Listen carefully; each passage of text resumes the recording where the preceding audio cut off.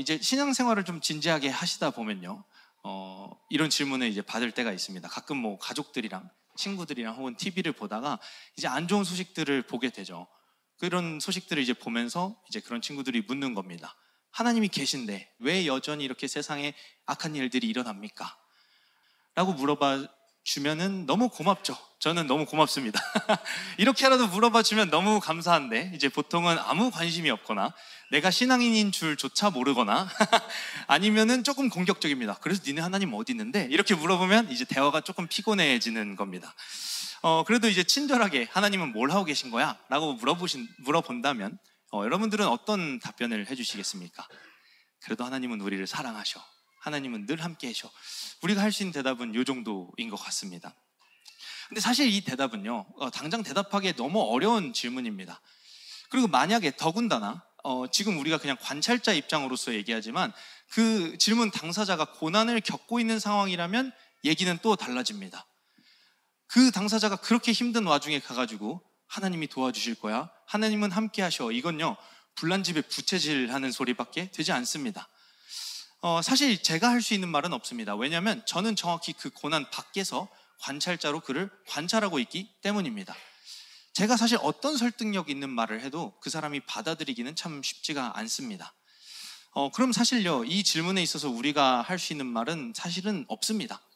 그러나 그럼에도 우리가 이 주제에 대해서 나누고 고민해야 되는 이유가 있다면 우리 역시도 이 악과 고난 자체에서 자유롭지 못하다라는 사실입니다. 우리 스스로도 악과 고난에 대해서 묵상하지 않으면요, 하나님을 자칫 왜곡해서 이해할 수 있는 확률이 매우 높습니다. 하나님을 마치 고난을 즐기시거나 아니면 내 고난 가운데 침묵하시는, 그래 이렇게 한번 힘든 훈련도 겪어봐야지, 뭐 이렇게 종용하시는 분, 이런 분으로 하나님을 왜곡할 수 있기 때문입니다. 그래서 오늘 이 말씀은요, 어떤 특정 고난에 대한 이유를 설명하기 위함이 아닙니다. 네, 밑밥 가는 것처럼 들릴 수 있겠지만 사실 정말입니다.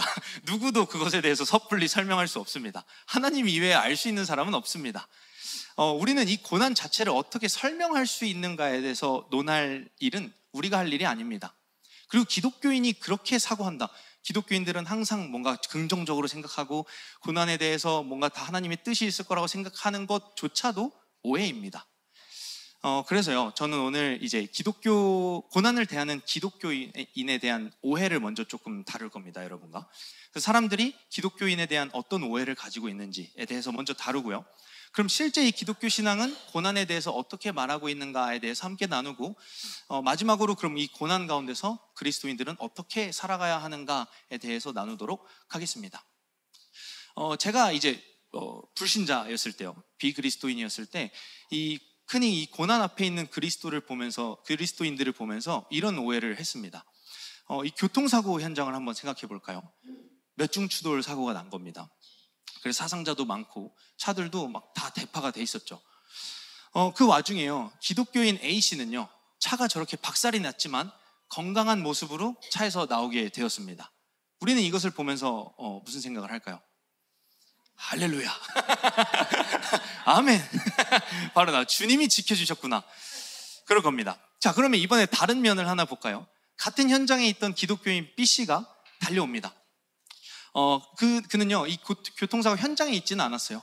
멀리서 있다가 달려오고 있었는데요, 그가 달려왔던 이유는 그 교통사고 현장에 자신의 아내가 있었기 때문입니다. 그런데 희망을 가지고 달려왔던 그는요, 달려오자마자 이미 흰천이 덮어진 아내를 마주하게 됩니다. 그럼 우리는 이 기독교인 B씨에 대해서 어떻게 바라봐야 할까요? 네, 제가 극단적인 상황을 얘기했지만 우리의 이 기독교 신앙에 대한 오해는 이런 것들이 있습니다. 저는 대표적으로 코로나 시기에 좀 이런 글들이나 기사들을 많이 본 것 같아요. 하나님이 우리 교회는 지켜주신다, 우리 교회는 걸리지 않는다, 우리 교회는 괜찮다 하는 식의 글들이었습니다. 그러면 기독교임에도 불구하고 사고를 당하거나 병에 걸리거나 심지어 죽는 사람들은 우리가 어떻게 받아들여야 할까요? 뭐 어떻게 받아들입니까? 다 사람인데 다 죽고 사고가 나고 할 수도 있습니다. 근데요, 기독교 내에서 이상하게 이런 것들이 간증되고 자랑되는 것을 보게 됩니다. 그러나 사실은요, 이것은 본래 기독교인들이 가지고 있던 신앙은 아닙니다. 물론 기독교인 A씨에게 좋은 일이 일어난 건 하나님께 감사한 일입니다. 그러나 이게 모두에게 자랑되고 모두에게 일어날 거라고 보편적으로 적용하는 것은 문제가 된다라는 것입니다. 오히려 이것은 기독교인 신앙에 맞지 않는 이야기입니다. 우리는요, 나만 잘 돼서 외치는 할렐루야가 아니라 그 끔찍한 현장에서 악과 고난 속에 신음하고 있는 자들을 위해서 위로와 안식을 구해야 하는 사람들입니다. 그게 그리스도인들의 모습이었습니다. 우리는요, 매 예배 때마다 주기도문을 외칩니다. 주기도문 마지막에요, 우리는 다만 악에서 구하시옵소서라는 얘기를 합니다. 이것은 그저 나에게 나쁜 일이 일어나지 말라고 외치는 요술 같은 주문이 아닙니다. 주기도문의 시작은요, 하나님의 나라를 위한 기도부터 시작이 됩니다. 그 원리와 속성이, 그 나라의 원리와 속성이 이 땅 가운데 임하기를 바라면서 하는 기도가 우리가 하고 있는 주기도문입니다. 근데 그것이 임하기를 바란다는 얘기는 무엇입니까? 이 땅 가운데 그 원리와 속성이 깨어졌다라는 의미입니다. 기독교인들은요, 악과 고난을 부정하지 않습니다. 혹은 지나치게 긍정적으로 사고하지 않습니다. 악과 고난을 먼저는 인정합니다. 왜냐하면 우리도 거기서 자유롭지 못하기 때문입니다. 나에게만 그런 일이 일어나지 않았다는 걸 자랑하는 건 기독교 신앙의 본래적인 내용이 아닙니다. 우리는요, 세상에 만연한 악과 고통에 대해서 신음하는 사람들입니다. 함께 아파하는 것이 본래 기독교 신앙이었습니다. 그래서 오늘 먼저 나눌 기독교에 대한 오해는요, 기독교인은 고난은 그저 고난으로, 악은 그저 악으로, 그 자체로 바라본다라는 것입니다. 우리는요, 어떤 이유나 긍정적인 어떤 내용을 갖다 붙이지 않습니다. 이런 내용은요, 성경에 곳곳에 등장하는데요, 이 욥이라는 인물이 참 그런 메시지를 잘 보여주는 인물 중에 하나입니다.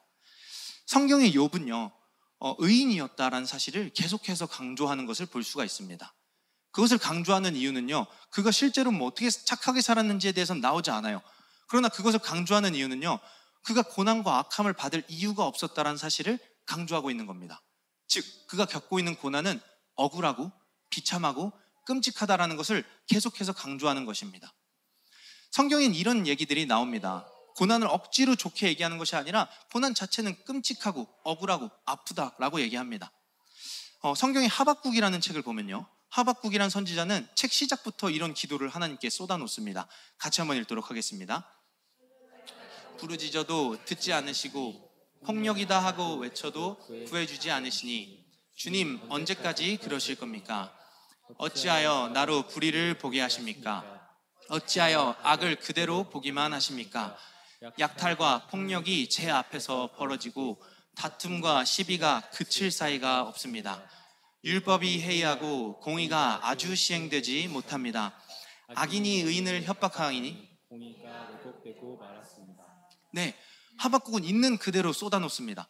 하나님, 사실 이 고난은 저한테 참 유익입니다, 이렇게 얘기하지 않습니다. 하나님, 고난이 아픕니다. 근데 주님은 대답하지 않으십니다. 내가 이걸 왜 당해야 됩니까? 라고 이야기하고 있습니다. 성경은요, 이 고난에 대해서 종교적으로 가스라이팅하고 있지 않습니다. 억울한 일은 억울한 것이고 악한 것은 악하다라고 얘기합니다. 그걸 볼 수 있는 사람들은요, 이 고난에 대해서 하나님께 솔직히 터놓기 시작합니다. 살려주십시오, 나 좀 도와주십시오 라고 얘기합니다. 또 하박국과 같은 이들은요, 그들의 상태를 대변해서 이야기하기도 합니다. 그들과 함께 울고요, 그들과 함께 신음하고 그들과 함께 외치는 모습도 종종 찾아볼 수 있습니다. 이렇듯 신앙은요, 이 고난 가운데 무조건 어떠한 뜻과 목적이 있다라고 주장하지 않습니다. 극심한 절망을 겪고 있는 이들에게요, 무조건적인 긍정을 하라고 요구하는 것은 성경에서 말하는 내용이 아닙니다. 기독교인이 아니어도 잘 아는 말씀이 있습니다. 네 시작은 미약하였으나 끝은 창대하리라. 우리 식당에 가면 잘 붙어있는 거죠. 창대한 식당의 번영을 꿈꾸며 많이 붙여놓습니다. 그러나 이 내용은요, 이 욥기에서 욥의 친구들이 한 말입니다. 지금은 어렵지만 나중에 다 잘 될 거야. 하나님의 뜻이 있을 거야. 자녀를 잃은 친구에게 그게 할 소리일까요? 하면 안 되는 말이었습니다. 하나님은요, 이 친구들을 책망하십니다. 네 말이 다 틀렸다라는 겁니다. 기독교 신앙은요, 이런 전통적인 종교적인 관점, 이런 무조건적으로 수용하는 숙명론적인 관점을 거부합니다. 이 고난 가운데 있는 사람한테 제가 생각하는 가장 끔찍한 답은요, 고통 가운데는 뜻과 의미가 있다고 무조건 미화시키는 대답입니다. 하나님이 전하고 싶은 메시지가 있을 거다. 결국엔 하나님이 선으로 바꿔주실 거다. 물론 맞는 소리가 될 수도 있겠지만 당장 고통 가운데 있는 사람에게 관찰자가 할 수 있는 말은 절대 아닙니다. 참 좋은 말들이지만 이 말들은 고난 밖에 있으니까 할 수 있는 말입니다. 이걸 잘 보여주는 게 주연 목사님도 자주 인용하셨던 영화 밀양입니다. 저는 여기서 이 약국 아주머니를 보면서 참 이런 걸 많이 느꼈습니다. 이 약사님은요, 이 주인공 신혜라는 여자에게 계속해서 전도를 합니다. 근데 전도를 하면서 참 상처가 되는 말들을 많이 하는 것 같습니다. 이 약사님은요, 처음에 이 신혜를 보자마자 이런 이야기를 합니다. 우리 원장님 같이 불행하신 분은 하나님이 필요해요 라고 얘기를 합니다. 갑자기 뜬금없이 아무 일도 일어나지 않은 사람한테 당신은 불행하니 하나님이 필요하다고 얘기합니다. 그랬더니 기겁을 하죠, 신혜가. 전 안 불행해요 라고 얘기를 합니다. 근데 이런 말들을 서슴없이 하는 거죠. 다짜고짜 사람을 불행하다라고 얘기합니다. 후에 이 신혜는요, 살인범에 의해서 자기 아들을 잃게 됩니다. 그때 이 속상하고 비참한 마음을 가지고 있는 신혜에게 약사님은 또 와서 이런 얘기를 합니다. 세상 모든 것에는 주님의 뜻이 있다는 걸 아셔야 해요. 너무 끔찍한 얘기 아닙니까? 내 아들을 죽으면서까지 알아야 할 주님의 뜻은 과연 무엇일까요? 너무 억울했을 것 같습니다. 그렇지만 신혜는요, 어떻게 좋은 계기로 교회에 가서 변화받았다고 착각하고 이 살인범에게 가서 용서하겠다라고 찾아갑니다. 그러나 그 찾아간 살인범이요, 자신은 이미 주님한테 용서를 받았다라고 뻔뻔하게 신혜를 대합니다. 거기서 신혜는 더 이상 참을 수가 없게 됩니다. 그래서 이 목사님이 기도 모임 하시는데, 마지막 기도 하시는데 신혜가 이런 얘기를 읊조립니다. 난 용서할 수가 없어요. 이미 그 인간 용서 받았대 라고 얘기합니다. 그때 또 옆에 앉아있던 약사분이 이런 얘기를 합니다. 그래, 하나님이 용서하셨으니 우리 이 선생도 용서해라, 이런 얘기를 합니다. 어떻게 이런 말들을 할 수 있을까요? 만약에 이 고난이 나의 일이어도 우리가 이렇게 쉽게 말할 수 있을까요? 나는 참 불행한 사람입니다. 내 아들이 죽은 건 하나님의 뜻이 있을 겁니다. 하나님이 용서하셨으니 난 저 살인자, 난 용서하겠습니다. 우린 이렇게 할 수 없습니다. 이 말은요, 철저하게 고난 밖에 있을 때 할 수 있는 말입니다. 세상에는 신을 믿는 수많은 종교들이 있습니다. 그 중에 간혹 폭력적이고 무지성적인 종교는요, 신의 뜻이라면 아무리 힘들어도 참고 견뎌라 라고 가르칩니다. 인샬라, 이슬람 국가의 외침이죠. 알라의 뜻대로라는 외침입니다. 그 이름 안에서는요, 인샬라 안에서는요, 자살 폭탄 테러도 허용이 됩니다. 신의 뜻이기 때문입니다. 이 종교는요, 고난을 신이 정한 숙명으로 이해합니다. 이것은요, 예전부터 있던 전통적인 종교관 중에 하나일 뿐입니다. 그 종교관은요, 늘 신은 나한테 선한 것을 주시는 분입니다. 그렇기 때문에 이 모든 것들을 신의 뜻이라고 이름 붙여서 다 허용하는 것입니다. 비슷한 또 다른 전통적인 종교관은 업보라는 게 있습니다. 카르마라고 하죠. 윤회 사상이 이것을 잘 보여줍니다. 전생의 죄나 과거의 죄가 우리 삶의 고난을 야기한다라는 생각들입니다. 그들에게 이 모든 고난은요, 늘 자책 엔딩으로 끝납니다. 그래, 내가 잘못해서 그래, 내가 과거에 잘못해서 그래, 이런 관점으로 살아가는 겁니다. 이건요, 기독교 내에 있는 관점이 아니라 예전부터 있던 종교관 중에 하나입니다. 그런데 아이러니하게요, 이런 식의 종교적 이해가 기독교 내에도 들어와 있다는 것이 문제입니다. 밀양 속의 저 대사는요, 다른 누구도 아닌 기독교인 입에서 나온 대사입니다. 그리고 그 대사는요, IS만큼 폭력적입니다. 업보를 믿는 그리스도인도 종종 목격하게 됩니다. 그들은 자신을 잔인하리만큼 자책합니다. 고난에 대한 이런 관점은요, 기독교가 본래 가지고 있던 관점이 아닙니다. 오히려 성경 속의 인물들은요, 하나님께 분통을 터뜨립니다. 욥은 하나님께 비방을 합니다. 저주합니다. 차라리 자신을 이 끔찍한 고통에서 죽여달라고 외칩니다. 하나님은 그런 욥을 책망하시지 않습니다. 어떻게 감히 네가 그런 경거망동을 하느냐라고 얘기하지 않습니다. 왜냐하면 고난은 그 고난 자체로 끔찍하고 아팠기 때문입니다. 그리고 그 고난에 어떠한 이유를 붙여서 그에게 설명하지 않습니다. 무슨 이유가 그 고난의 설명이 될까요? 자기 재산을 잃고 아내가 떠나가고 자녀들을 잃고 몸이 병들고, 여기 어떤 이유가 붙어야 될까요? 만약에 하나님이 욥에게 나타나셔서 네 이야기는 2000년 뒤에 책으로 기록될 거야. 사람들은 네 이야기를 영원히 기억하게 되겠지. 너는 수많은 그리스도인들의 좋은 교훈이 될 거야 라고 한들 그것이 그에게 위로가 됐겠습니까? 하나님은 그런 이유를 붙이지 않으십니다. 거기에 어떤 숙명론적인 관점을 더하시지 않는다라는 겁니다. 되려 하나님은요, 그를 위로하시고 회복합니다. 그리고 그 악은 악이고 고난은 고난이다라는 이 관점 그대로 그를 바라봐 주십니다. 오히려 우리가 고난을 미화시키는 순간, 고난은 좋은 것이야, 하나님의 뜻이 있을 것이야 라고 미화시키는 순간이요, 하나님은 끔찍한 사람이 됩니다. 그 좋은 것을 위해서 나를 희생시키는 끔찍한 양반이 되고 그것을 버티는 나는 순결하고 고귀한 인간이 됩니다. 고난을 미화시키는 것이 반드시 좋은 것은 아닙니다. 이것은 올바른 시선이 될 수 없습니다. 나아가 기독교 신앙은요, 그러한 시선에 대해서 말하고 있지 않습니다. 하나님은 이 고난받는 인간을 보면서 좋아하시는 그런 변태적인 분이 아닙니다.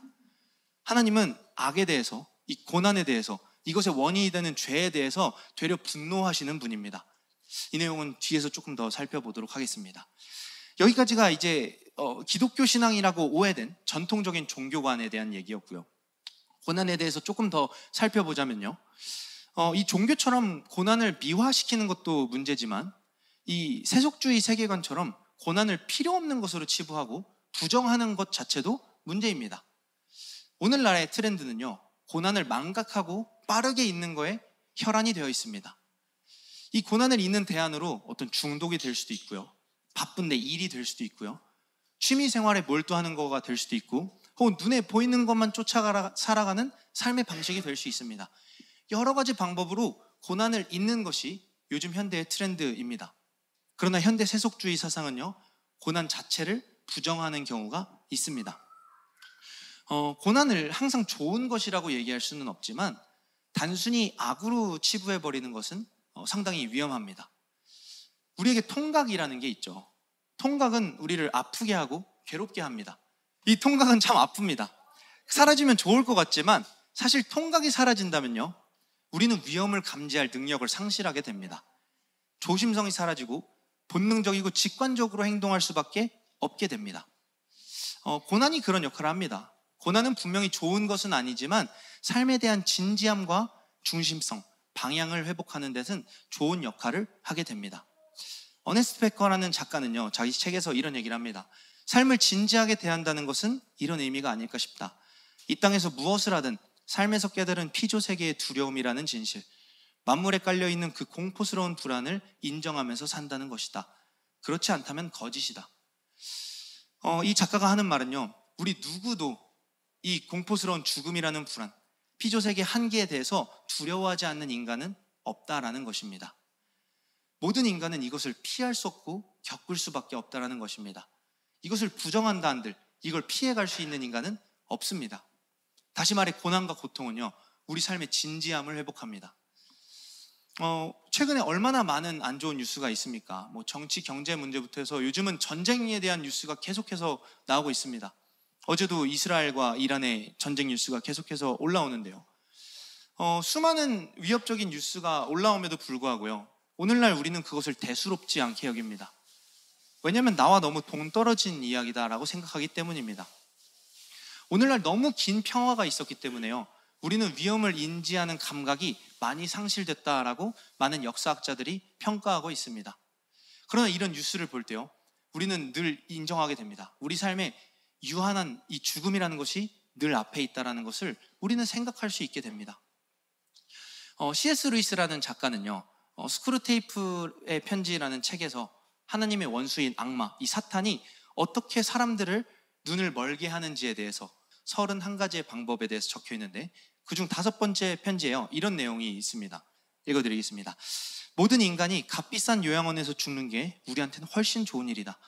거기에서는 우리에게 잘 훈련받은 거짓말하는 의사, 거짓말하는 간호사, 거짓말하는 친구들이 죽어가는 환자한테 살 수 있다고 장담하며 아픈 사람은 멋대로 굴어도 좋다는 믿음을 부채질하고 실제 상황을 은폐할 수 있지.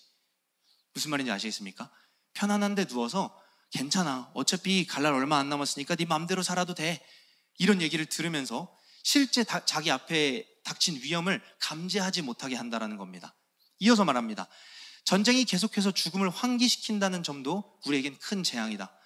우리가 가진 최고의 무기 가운데 하나인 세속에 만족하는 마음이 아무짝에 쓸모없는 무용지물이 되고 마니까 전쟁 통해도 자기가 영원히 살 수 있으리라고 믿을 인간이 한 놈인들 있겠느냐? 이런 얘기를 합니다. 사탄은 이 전쟁, 위험 이런 소식들을 두려워한다는 것입니다. 왜냐하면 그런 생각을 할 때마다 사람들은 삶에 대해서 진지하게 생각하기 때문입니다. 우리는 그런 위협이 있을 때 본능적으로 압니다. 우리가 영원히 살 수 없다는 사실에 정확히 반응합니다. 그러나 우리 삶에 안락함이 찾아왔을 때 우리는 삶에 대한 진지함이 사라지게 됩니다. 당장의 즐거움과 만족을 추구하게 되는 것입니다. 때때로 질병과 전쟁은요, 그 자체로 끔찍하지만 우리에게 한계를 보여줍니다. 삶을 진지하게 바라보고 죽음에 대해서 고민할 수 있는 역할을 하게 한다라는 것입니다. 만약 하나님이요, 우리에게 아무 일도 일어나지 않고 어떤 희생이나 고난과 고생과 갈등과 이런 일들을 일어나게 하지 않게 하고 그저 편안하고 값비싼 요양원 같은 인생을 우리에게 선물해 줬다면 그 삶이 어땠을까요? 루이스는요, 그 삶이 바로 사탄이 가장 바라는 이상적인 삶의 방식이라는 것을 이야기합니다. 왜냐하면 아무도 죽음에 대하여, 악과 고난에 대하여, 나아가 삶에 대하여 생각하지 않을 것이기 때문입니다. 우리는요, 늘 죽음과 악의 문제가 함께 우리가 살고 있음에도 문제가 드러나기 전까지 그것을 바라보지 않는다라는 것입니다. 그러나 때로 이 고난은요, 이 아픈 상처는요, 때론 이 우리가 겪게 되는 괴로움은요, 우리의 그런 영적인 감각을 깨워주는 역할을 합니다. 저희 예일교회는요, 사랑하는 형제를 갑작스럽게 잃은 경험을 모두 다 가지고 있습니다. 방금까지 함께 울고 웃었던 형제가 떠나가는 것을 목도했을 때요, 우리 안에 느껴지는 허망함들이 있었습니다. 그리고 그 허망하고 비통한 감정은요, 우리 삶의 진지함을 회복하게 했습니다. 우리 삶에 잃어버린 것, 우리 삶의 소중한 것들을 묵상하게 했습니다. 고대 이제 아테네 철학자 에피쿠로스가 했다고 전해지는 말 중에 이런 말이 있습니다. 죽음에 대해서 생각해봐야 무슨 의미가 있냐라는 말입니다. 이것은요, 오늘날 현대인에게 꼭 맞는 생각입니다. YOLO, 당신은 한 번뿐인 인생을 삽니다. 죽음을 생각해봐야 무슨 의미가 있습니까? 오늘을 즐기십시오. 너무 좋은 말 같습니다. 그러나 우리는 잊지 말아야 됩니다. 우리 삶에는요, 우리가 어쩔 수 없는 허망함과 슬픔이 존재하고 있습니다. 뜻하지 않은 죽음과 억울함, 비참함과 끔찍함이 늘 우리 삶에 있다는 것입니다. 그리고 그것들이 고난이 되어서 우리를 덮쳐올 때 우리는 그 고통에 대해서, 우리 삶의 진지함에 대해서 회복되는 것을 경험하게 됩니다. 이렇듯 고난은 양면성을 가지고 있습니다. 고난은 그 자체로 억울하고 끔찍합니다. 그러나 현실을 보는 창이 되기도 합니다. 그렇기 때문에요, 우리는 이 고난에 대해서 섣불리 좋다, 나쁘다, 선하다, 악하다라고 정의할 수 없습니다. 정리해보면요, 때론 고난을 숙명론적으로 하나님께서 어떤 의미가 있을 거야, 좋은 것으로 바꿔주실 거야 라고 정의하는 것은요, 되려 하나님의 마음을 왜곡할 때가 있습니다. 마치 하나님을 인간에게 고난을 주고 그것을 즐기는 이상한 분으로 왜곡하게 합니다. 그러나 하나님은요, 죄와 사망에 대해서 진노하십니다. 싫어하십니다. 반대로요, 이 고난에 대해서 부정하고 이것은 쓸모없는 거야 라고 잊어버리는 행위 역시 우리에게 도움이 되지 않습니다. 죽음을 약화시키고 고난을 잊고 살아가는 삶의 방식은요, 삶의 그 어떤 문제도 해결해 주지 못합니다. 이 고난에 대해서 우리가 정의하고 설명하려고 할 때마다요, 되려 이 고난이 어그러지는 것을 우리는 경험하게 됩니다. 그렇기 때문에 고난을 설명하고 정의해내는 것보다 중요한 것은요, 본래 우리 신앙이 어떠한 모습을 갖췄는가, 본래 기독교 신앙은 어떠한 모습으로 이 고난을 대했는가입니다. 지금부터는 이제 본래 기독교 신앙이 어떻게 고난을 대했는지에 대해서 좀 나눠보려고 합니다. 초기 기독교 신앙은요, 고난을 어떻게 하면 설명하고 이해할 수 있을까에 대해서 주목하지 않았습니다. 그들은요, 이 죄 아래에 있는 세상에는, 하나님 나라가 파괴된 세상에는 당연히 고난이 존재한다라고 생각하고 있었습니다. 그렇기 때문에 그리스도인들은 어떻게 그 고난에 대처하고 어떻게 하면 그 고난 가운데 성장할 수 있을까를 집중하고 있었습니다. 그들은요, 고난을 하나님이 허용했다는 배신감이 아니라 이 죄와 악함 가운데서 하나님이 우리를 어떻게 건지실 수 있는가에 대해서 더 집중하고 있었다라는 것입니다. 야고보 사도는요, 이것에 대해서 하나님의 마음을 잘 말해주고 있습니다. 야고보서 1장 13절에서 15절 같이 한번 읽도록 하겠습니다. 사람이 시험을 받을 때에 내가 하나님께 시험을 받는다 하지 말지니 하나님은 악에게 시험을 받지도 아니하시고 신이 아무도 시험하지 아니하시느니라. 오직 각 사람이 시험을 받는 것은 자기 욕심에 이끌려 미혹됨이니 욕심이 잉태한즉 죄를 낳고 죄가 장성한즉 사망을 낳으니라. 초기 기독교 신앙은요, 하나님이 우리를 시험하고 뭔가 고난 가운데서 우리가 괴로워하는 모습을 보고 즐거워한다고 이해하지 않았습니다.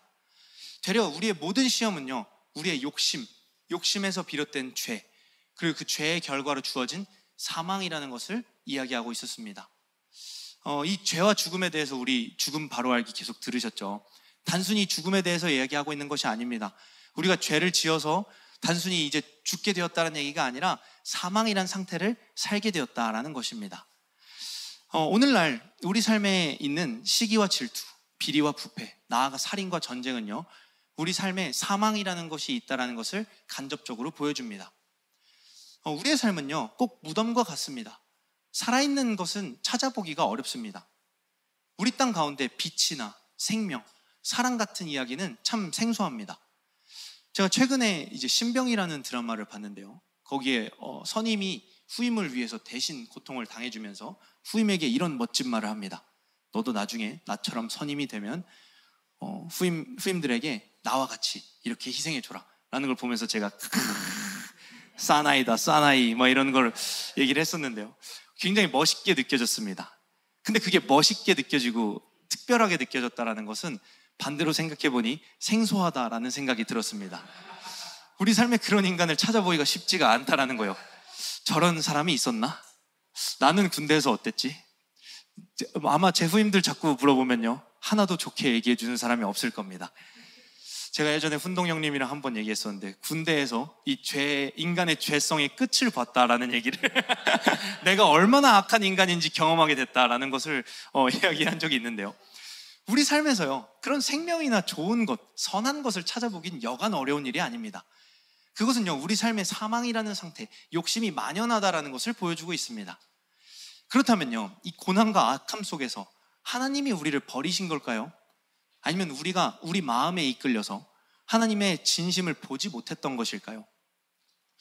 최근에 뉴스에서 계속 나오는 이스라엘 전쟁에서요, 그것이 계속 지속되면서 최근에 이제 가자 지구에서 5만 5천 명이 넘는 사람들이 죽었다라고 합니다. 그리고 저 사진은요, 5월 말일날 찍힌 식량 배급 사진입니다. 저 정도로 지금 붕괴되고 많은 사람들이 죽어가고 있습니다. 이게 현대적인 이슈지만 우리는 사실 이런 모습들을 잘 지켜보지 않게 됩니다. 우리는 요즘 트렌드는 어떻습니까? 흑백 요리사 이후에 대한민국에는 파인 다이닝 열풍이 불고 있습니다. 흑백 요리사에 나오는 안성재 셰프의 식당 모수는요, 1인당 가격이 45만 원이라고 합니다. 하나님이 계시지 않는 걸까요? 우리가 주목하지 않았던 것일까요? 아프리카에 기아가 많은 이유는 하나님이 세상을 제대로 창조하지 않아서일까요? 아니면 제대로 분배되지 않아서일까요? 우린 이런 것들을 고민해 봐야 됩니다. 성경의 하나님은요, 고난에 침묵하시는 분이 아닙니다. 성자 하나님은요, 늘 이 고통과 악함 가운데 신음하는 이들과 함께 계셨고, 나아가 그들과 함께 그것을 겪으셨습니다. 복음서를 보면요, 예수님이 육체적인 한계와 어려움, 그런 고통들을 겪으셨다는 것을 곳곳에서 볼 수 있습니다. 예수님은요, 피곤함과 목마름을 겪으셨습니다. 마음의 괴로움을 겪으셨습니다. 그래서 때로는 통곡과 눈물로 기도하셨다라고 복음서 기자들은 기록하고 있습니다. 나아가 예수님은요, 결정적으로 가장 끔찍한 고난, 그 고통 가운데로 스스로 걸어가십니다. 그리고 죄 아래 있는 그 모든 신음하고 있는 인간을 위해서 십자가를 지시는 모습을 보실 수가 있습니다. 그 이유는요, 이 모든 고통의 근원이 되는 죄, 자신을 지독히 사랑하는 그 죄를 박살내기 위함이었습니다. 예수님은 이 땅에 오셔서요, 자기가 이 모든 죄된 이들을 위해서 죽을 것만을 계속해서 강조하셨습니다. 내가 이 땅에 온 이유는, 내가 너희들과 함께 머무는 이유는, 이 얘기를 계속 반복하셨습니다. 예수님의 마음은요, 오직 십자가와 부활을 향해 있었습니다. 오직 하나님의 나라를 완성하는 일에만 몰두되어 있었습니다. 예수님은요, 목숨을 내어줌으로 당신의 나라를 이 땅 가운데 회복하는 것이 그 꿈이고 목적이었습니다. 우리를 괴롭게 하는 죄와 악으로부터 최종적인 승리를 위해서 이 땅에 오신 분이라고 복음서 기자는 설명하고 있습니다. 아니, 예수님은요, 직접 자신이 이 땅에 온 이유에 대해서 이렇게 말씀합니다. 같이 읽도록 하겠습니다. 인자가 온 것은 섬김을 받으려 함이 아니라 도리어 섬기려 하고 자기 목숨을 많은 사람의 대속물로 주려 함이라. 네, 이렇게 얘기합니다. 내 목숨을 많은 이들의 목숨값으로 주려고 왔다라고 이야기를 합니다. 예수님은요, 지속적으로 이 제자들에게 말씀합니다. 내가 이 땅에 온 이유는 바로 이것 때문이야 라고 얘기를 합니다. 그러나 이 말을 하던 와중에도요, 제자들은 누가 예수님과 함께 높은 권력을 취할 수 있을까라는 것으로 싸우고 있었습니다. 예수님은요, 온 삶을 들어서 이 죄와 사망에 신음하는 이들로부터 구원해내시려고 이 땅에 오셨습니다. 그러나 정작 이 백성들은요, 아무도 죄와 사망에 대해서, 악과 고난에 대해서 주목하고 있지 않았습니다. 고난 가운데, 하나님 나라의 질서가 무너진 우리 삶 가운데 주님이 계시지 않았던 걸까요? 아니면 우리의 마음과 눈이 잘못된 것이었을까? 우리는 그것을 생각해 보기를 원합니다. 제가 소개해드릴 기독교의 하나님은요, 스스로 고난 가운데 들어가시는 하나님이십니다. 오늘 본문에 예수님은요, 이렇게 외치고 계십니다. 같이 한번 읽도록 하겠습니다. 제9시쯤에 예수께서 크게 소리질러 이르시되 엘리 엘리 라마 사박다니 하시니 이는 곧 나의 하나님 어찌하여 나를 버리셨나이까 하는 뜻이라. 예수 그리스도는요, 성자 하나님입니다. 그분은 하나님과 단절되어 있던 적이 없습니다. 하나님이 계시지 않아서 느껴지는 고통을 경험해 본 적이 없으십니다. 되려 하나님과 단절돼서 그 괴로움 때문에 신음해야 됐던 사람들은요, 예수 그리스도가 아니라 우리였습니다. 사실 나의 하나님 어찌하여 나를 버리십니까? 하나님 도대체 어디 계세요? 나 좀 도와주세요 라는 고백은요, 그 누구의 고백도 아닌 우리가 했어야 되는 고백입니다. 그러나 정작 예수 그리스도를 빼고요, 그 앞에 있던 사람들은요, 전혀 이것에 관심이 없습니다. 본문 42절에서 43절을 보면요, 그가 남은 구원했지만 자신은 구원하지 못했다라고 예수를 모욕하고 조롱합니다. 어떤 이들은 욕을 하기도 합니다. 그의 삶을 비판하고 그의 삶을 가치 없는 것으로 여깁니다. 십자가가 섰지만, 예수 그리스도는 다급하게 외치고 있지만 십자가 아래 그 누구도 이 죄와 사망이라는 것에서 긴박하게 여기고 있지 않았다라는 것입니다. 그러나 주님은요, 아무도 이것에 대해서 경각심을 가지고 있지 않기 때문에 아까 봤던 하박국 선지자 같이 우리를 대표하여 외치고 있는 것입니다. 하나님 어디 계십니까? 하나님 우리가 너무 괴롭습니다. 이 고백은요, 우리 입에서 나왔어야 하는 고백입니다. 그분은요, 참으로 우리가 받아야 될 고통을 대신 받으셨습니다.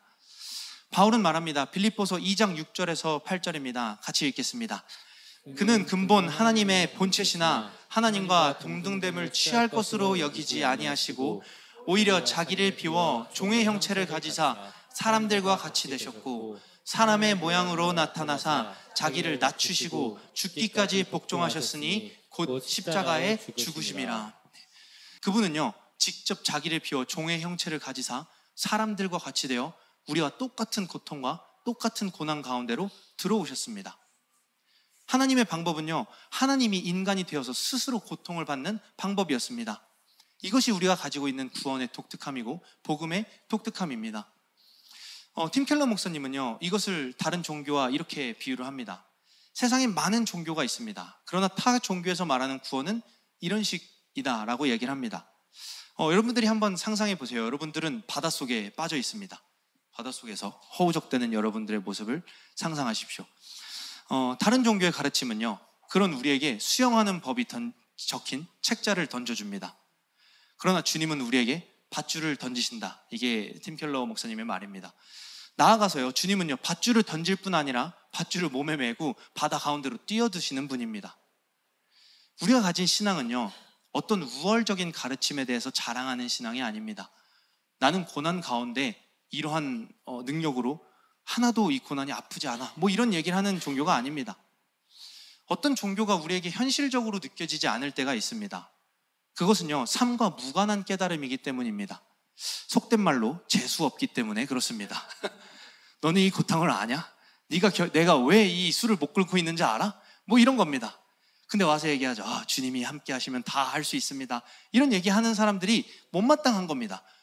왜냐하면 전혀 모르기 때문입니다. 넌 빠져봤니? 라고 묻고 있는 겁니다. 주님은요, 고상하고 어려운 이야기로 우리에게 어떤 책자를 던지시는 분이 아닙니다. 그분은요, 이 죄인들의 삶 가운데로 뛰어드시는 분입니다. 그분은요, 죄인들에게 직접 사형 선고를 받으십니다. 그분은요, 자기가 아끼는 제자에게 배신을 당하십니다. 그분은요, 죄가 없고 억울하지만 끔찍한 형벌을 받으십니다. 그분은요, 참으로 우리가 어떤 상태인지 아시는 분입니다. 그렇기 때문에 그분이 주는 위로가 다른 종교와 다른 것입니다. 그렇기 때문에 기독교인은요, 이 위로를 가지고 있어야 됩니다. 우리는요, 사람들에게 가서 여러분 열심히 사십시오, 여러분 착하게 살아야 됩니다, 여러분 하나님 수준에 맞게 사십시오, 이런 책을 던지는 사람들이 아닙니다. 밧줄을 메고요, 그들의 삶으로 뛰어들어가는 사람들입니다. 이게 기독교 신앙이 가진 복음의 힘입니다. 히브리서 기자는 말합니다. 같이 한번 읽도록 하겠습니다. 우리에게 있는 대제사장은 우리의 연약함을 동정하지 못하시리가 아니요 모든 일에 우리와 똑같이 시험 받으신 이로되 죄는 없으시리라. 그분은요, 우리의 연약함을 정확히 알고 계십니다. 왜냐하면 우리가 겪었던 그 끔찍함과 고난을요, 그분이 몸소 겪었기 때문입니다. 그리스도인들이 고난 항복판 가운데서도 주님을 신뢰할 수 있는 이유는요, 그분이 친히 앞장서서 이 고난을 받으셨기 때문입니다. 팀 켈러 목사님의 말을 빌리면요, 십자가는 적어도 악과 고난 가운데 하나님이 우리를 버리셨다, 사랑하지 않으셨다 라는 것은 답이 아니다라는 것을 보여주고 있다라는 것입니다. 그분이 우리를 버리셨으면 고난 받으실 이유가 없었습니다. 그분은요, 우리를 버리신 것이 아니라 우리와 동일하게 오셔서 가장 끔찍한 고난을 몸소 겪으셨습니다. 하나님은요, 인간의 고난에 냉담하신 분이 아닙니다. 잘 크고 있어, 잘 훈련받고 있어, 뭐 이런 얘기를 하시는 분이 아닙니다. 하나님이 육신을 입고 이 땅 가운데 오셨고 십자가를 지셨다라는 사실은요, 우리로 하여금 그 고통스러운 순간 가운데 그분이 우리보다 먼저 이 길을 가셨다라는 위로를 건네주는 것입니다. 이게 기독교가 가진 고난에 대한 대답입니다. 그러나 이 대답 자체가 그렇게 만족스러운 대답이 되지는 않을 수도 있습니다. 이렇게 생각할 수도 있죠. 그거는 뭐 2000년 전에 일어났는지도 안 일어난지도 모르는 일인데 그게 의미를 가지는 게 우리 오늘날의 삶의 고난과 어떤 연관이 있습니까? 그분이 고난 받으신 건 받으신 거고, 오늘날 이 그리스도의 능력, 그분이 십자가에서 보여주신 위로와 사랑을 경험하기 위해서는요, 그리스도인의 삶에 대해서 좀 이해를 해봐야 합니다. 주님은요, 이 십자가가 단회적인 이벤트라고 얘기하지 않았습니다. 짜잔, 이게 널 위한 선물이야, 어때, 기쁘지? 이거에 동의하니? 이거에 받아들일래? 오케이, 그럼 넌 그리스도인, 이렇게 얘기하지 않으셨습니다. 주님은요, 자기를 따르는 모든 이들이 함께 십자가를 지라고 얘기하십니다. 자기 십자가를 지고 나를 따르라고 얘기합니다. 바울은요, 날마다 자기 십자가를 진다라고 얘기합니다. 주님의 초청을 한번 볼까요? 같이 한번 읽도록 하겠습니다. 이에 예수께서 제자들에게 이르시되 누구든지 나를 따라오려거든 자기를 부인하고 자기 십자가를 지고 나를 따를 것이니라. 네, 분명히 자기 십자가에 대해서 이 교회들을 향해서 얘기합니다. 너도 나와 같은 십자가를 지고 나를 따라야 돼 라고 얘기합니다. 주님의 십자가는요, 온전하신 하나님이 결핍을 입으셨을 뿐 아니라 그 결핍된 존재를 위해서 자기 삶을 내던지는 것이 그분의 십자가였습니다. 그렇다면 이것이 그리스도인들에게 어떻게 적용될 수 있을까요? 그리스도인들은요, 이 고난에 대해서 피하지 않았습니다. 그리스도인들은요, 되려 이 주님과 함께하는 고난을 기꺼이 받아들였습니다. 주님이 그렸듯이 자기 목숨을 버려서 그 위로와 소망이 필요한 이들을 향해서 나아가는 게 그리스도인의 삶이었다라는 것입니다. 교회는요, 고난 가운데 이렇게 말합니다. 같이 한번 읽도록 하겠습니다. 우리가 온갖 환난을 당할 때 하나님께서는 우리를 위로해 주십니다. 하나님께서는 우리를 위로하셔서 온갖 환난 가운데 있는 사람들을 위로할 수 있게 하십니다. 그리스도의 고난이 우리에게 넘치는 것과 같이 그리스도로 말미암아 받는 위로도 우리에게 넘칩니다. 이것이 교회의 고백이었습니다. 바울은요, 이 그리스도의 고난에 기꺼이 참여한다라고 얘기합니다. 왜냐하면 그와 함께 길을 간다라는 것은 그런 의미이기 때문입니다.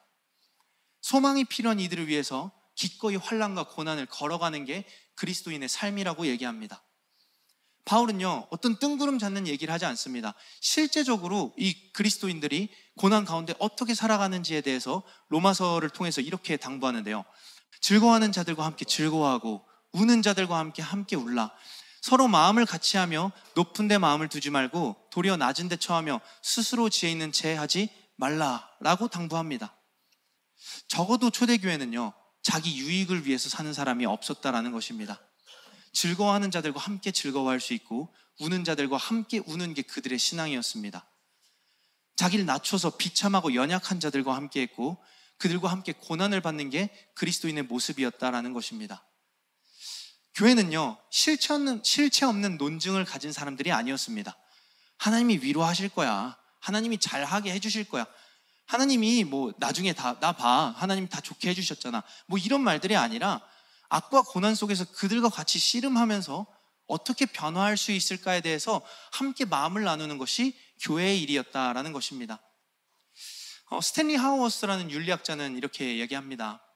역사적으로 말하면 그리스도인들은 악의 문제에 대한 해결책을 가지고 있지 않았다.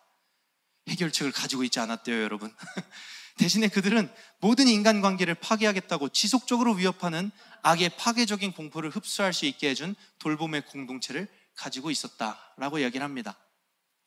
이 시대는요, 수많은 세속적인 것들로 사람의 욕심을 자극하고 우리의 죄성을 자극하고 불안감을 조성합니다. 그리고 그 우리 안에 있는 욕심은요, 수많은 죄를 낳고 그 죄들은 오늘날 우리 삶에 이러한 사망들을 낳는 것을 볼 수가 있습니다. 삶의 희망이 사라지고 소망이 사라진 삶이 반복됩니다. 우리가 그것을 통째로 뿌리 뽑을 수는 없습니다. 그것은 주님이 하셨고 주님이 하실 일입니다. 그러나 적어도 주님이 완성하시기 전까지 교회는요, 그들과 함께 머물며 그들의 공포를 흡수해 줄 수 있는 역할을 가져야 한다는 것입니다. 이게 교회 공동체가 존재하는 이유입니다. 그들과 똑같이 흔들리고 불안해하는 것이 아니라, 그들과 똑같은 논리로 이 땅을 살아가는 것이 아니라 그들의 공포를 흡수해 줄 수 있는 공동체, 이게 고난에 대한 그리스도인의 답이다라는 것입니다. 존 스윈턴이라는 목회신학자도 이렇게 얘기합니다. 우리에게는 다른 모습의 신정론의 이해가 필요하다. 신정론은요, 아까 제가 말한 고난 가운데 하나님이 과연 어디 계실까? 이런 질문들을 신정론이라고 얘기합니다. 다른 모습의 신정론 이해가 필요하다. 그것은 기독교 공동체의 삶과 실천 안에서 실체화되는 신정론이다. 단순히 하나님이 하실 거야, 하나님은 계셔, 이런 얘기가 아니라 삶으로 겪어서 실체화되는 신정론을 이야기하고 있습니다. 과거의 신정론은요, 어떤 이유와 목적에 대해서 설명해내려고 했습니다. 하나님은 사실은 존재하셔, 사실은 선한 분이야, 이런 논쟁들이 많았습니다. 그런데 그런 옳은 말들이요, 과연 사람을 변화시킬 수 있을까요? 사람을 위로하게 만들 수 있을까요? 그렇지 못했다라는 것입니다. 우리에게 필요한 것은요, 그리고 복음이 필요한 이들에게는 설명이 필요한 것이 아니라 삶에 주는 메시지가 더 필요하다라는 것입니다. 그것이 더 실제적이고 실체적인 이해다라는 것입니다. 우리가 해야 될 것은요, 헛된 위로의 말이 아니라 악과 고통 가운데서 함께 씨름하고 그들의 충격, 그 아픔을 흡수해주는 역할을 해주는 것이 이 교회가 해야 될 일입니다. 이 관련 말씀을 묵상하다가요, 예전에 들었던 김성경 전도사님, 지금은 목사님이시죠. 김성경 목사님의 설교가 기억이 났습니다.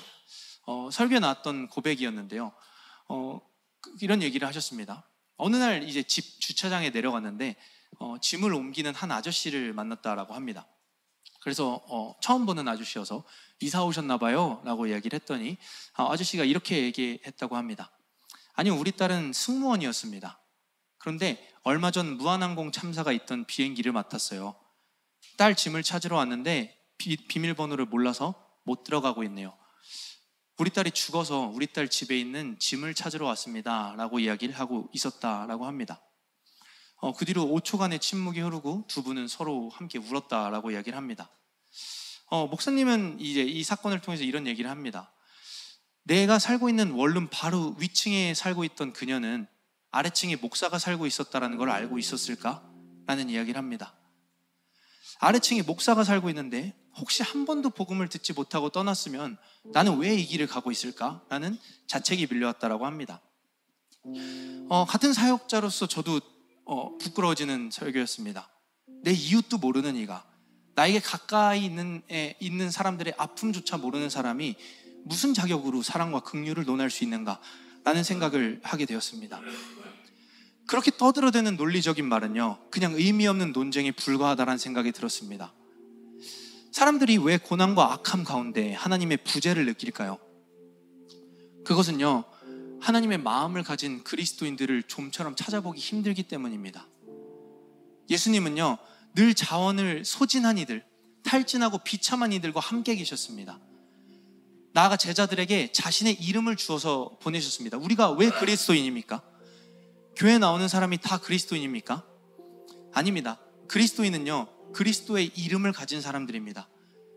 그 사랑을 알고 감격한 사람들입니다. 다시 말해, 그 예수 그리스도가 능력이 없어 보인다라는 말은 그 이름을 가진 교회가 그 능력을 상실했다라는 것입니다. 하나님이 고난에서 건져줄 능력이 없는 것이 아니라 교회가 더는 주님이 향하시던 어두운 곳을 향해서 마음과 시선을 쏟지 않았다라는 것입니다. 교회가 문을 닫았기 때문입니다. 나를 위한 복음과 나를 위한 구원에 갇혔기 때문입니다.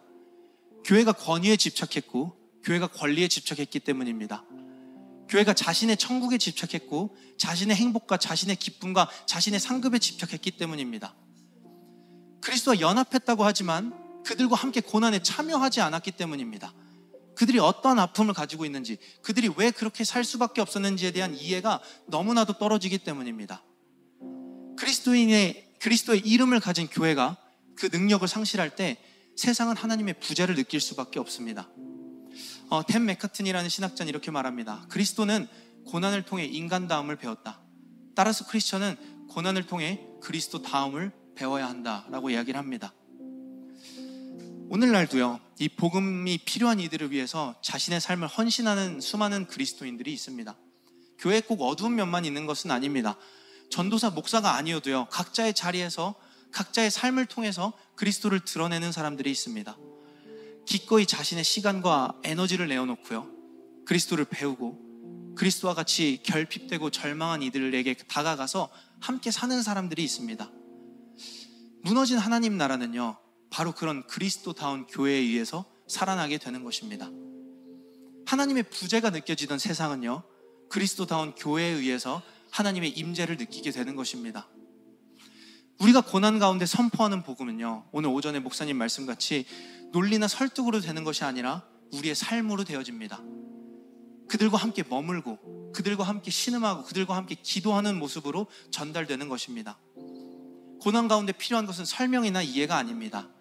기꺼이 이 삶을 함께 나누고 내 삶을 내어주는 그리스도의 마음이 필요한 것입니다. 우리 교회가요, 바로 이런 대답을 가졌으면 좋겠습니다. 고난 가운데 하나님이 어디 계십니까? 라고 했을 때 우리가 그리스도 다움을 배우기 원합니다. 그가 우리를 어떻게 사랑하셨는가를 깊이 깨닫기 원합니다. 우리가 여기에 감격할 때 비로소 고난 가운데 함께 하시는 하나님을 드러내는 줄 믿습니다.